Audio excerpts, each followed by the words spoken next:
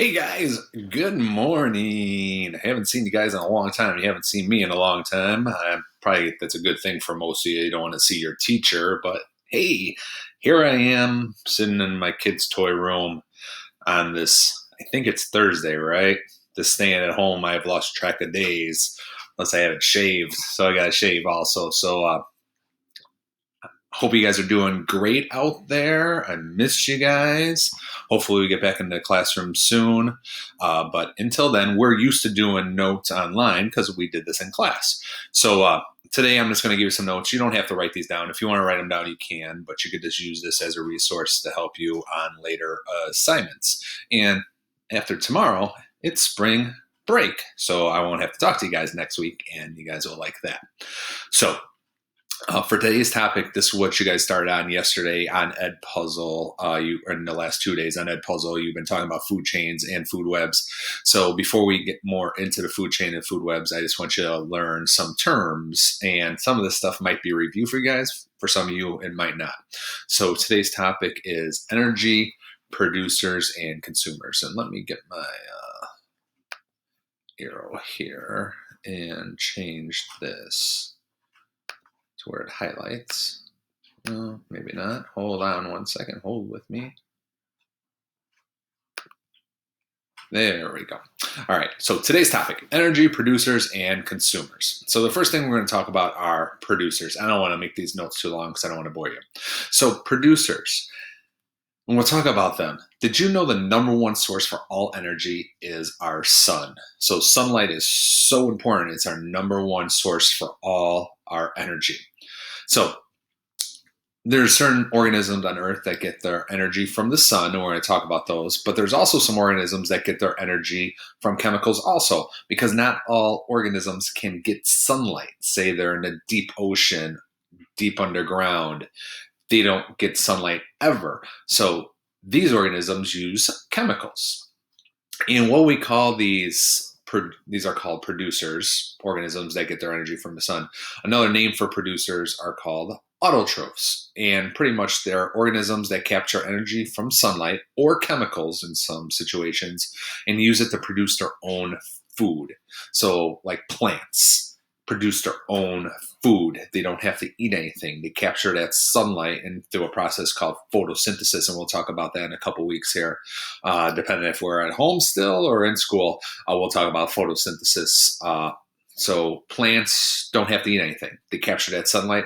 They create their own food. So it's not just plants that do this. There's algae, which we found in the oceans that do this, and algae is also found in other bodies of water. And there are some bacteria that are able to produce their own food. Some do this with sunlight, some do this with chemicals, depending on their location. And what we call these producers, we give them the name primary producers. So these are autotrophs that are later used even by other organisms. So when we've talked about food chains and food webs in your Edpuzzle, they always start with a producer. And some common producers that we know about are vegetables. Okay, so vegetables come from plants. These have the most energy, and that's why we always say you need to eat your fruits and vegetables, because they have the most energy and provide the most energy for other organisms. So it is really important to eat our plants and vegetables. And again, these are autotrophs. Another name for autotrophs are producers, and they get their energy from the sun. And there are some out there that get their energy from chemicals that are much deeper in Earth or in areas of Earth where there is no sunlight. So important to remember. Let's keep moving. Don't want to bore you guys. Okay. On the opposite end of producers, we have consumers. And what consumers are, they're organisms that can't get their energy from the sun. All right. And they're called heterotrophs. They get their energy from eating other living things. They rely on other living things for its energy and food supply. I'm a heterotroph. You're a heterotroph. All right. We can't just go sit in that sunlight and say, all right, I'm full. All right, my body produced food for myself. We can't do that. Okay. So there are different types of consumers, and that's what I'm going to talk about here to wrap up these notes. So the first type of consumer are carnivores. All right, they kill and eat other animals. They don't eat plants. They just eat animals. All right. And some examples of carnivores are our lions, our tigers. They only eat meat. So animals that only eat meat would be your carnivores. Next, we have our herbivores. Herbivores get their energy from eating plant, leaves, roots, seeds, or fruits. All right, so they don't eat meat at all. So some examples would be a deer. All right, that'd be a good example of a herbivore. I have a guinea pig in the room with me right now. He is also a herbivore. Oops, sorry about that. My Google Classroom popped up. Let's get rid of that. All right, so herbivores are animals that just eat plant leaves, roots, parts of plants. That's what herbivores eat. Our third consumer are called omnivores. These are animals that eat both plants and other animals. So some examples, a lot of us are omnivores. We eat plants and animals. Some of us are just herbivores, though, because some people don't eat animals at all. But most humans are omnivores. Also, I got a pig here, okay? They'll eat other plants, they'll eat other piece of animals, all right? So there's a lot of omnivores on our planets, all right? These are animals that eat both plants and other animals. Our fourth consumer are called detrivores. These are animals that feed on plant and animal remains and other dead matter.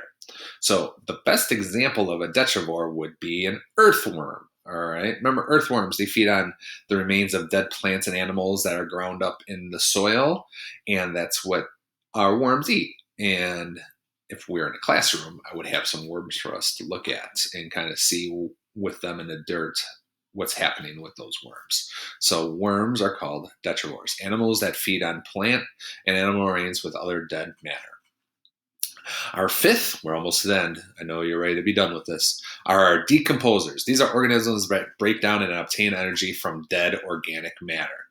Some examples are certain bacteria and fungi, mushrooms. So if you ever walk in on a trail or around your house, you have a lot of time to do that right now. So if you get out, keep your social distancing though.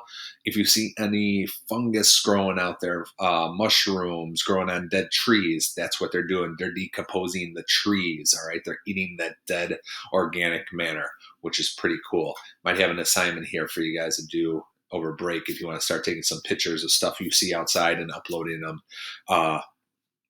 to my Remind or just send them to me through email. All right, so those are decomposers.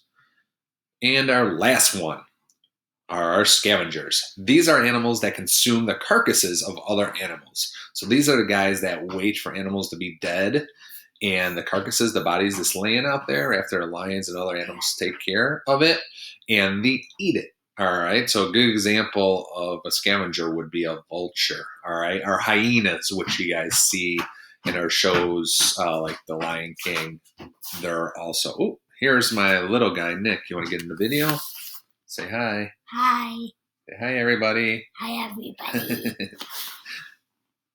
Say Dad's doing a video for school. Dad's doing a video for school. All right. So those are scavengers. So hopefully this will help you with today's assignment. I'm going to send it to you. You can do it on a separate piece of paper and just email it to me or take a picture or do whatever you want. That's going to be the assignment right there. It's pretty quick. It's only 10 questions. Then tomorrow I'll probably have another short video for you about food chains and food webs. So again, hope you guys are doing great out there. Stay safe. Make sure those hands are washed. You can see my hands. My hands are so dry from washing all the time. Take care. Miss seeing you guys. And Nick, say later. Later. Later, guys. I did it too. I know we did.